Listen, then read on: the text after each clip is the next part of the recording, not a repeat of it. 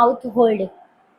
First માઉથમાં લઈએ છીએ, પછી અહીંયા પકડવાનું લાસ્ટ, પછી અહીંયાથી 6-7 વાર ટ્વિસ્ટ કરવાનું અને પછી થ્રેડિંગ.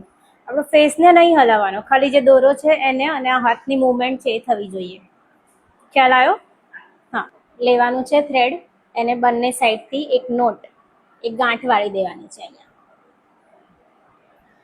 અને પછી આ 2 ભાગ થઈ ગયા આવી રીતે. પછી એને ટ્વિસ્ટ 6-7 વાર, અને પછી બંને હાથથી વર્ક થશે. આ ખ્યાલ આવ્યો? નેક હોલ્ડિંગ. હોલ્ડિંગમાં પાછળ દોરો, પછી અહીંયા આગળ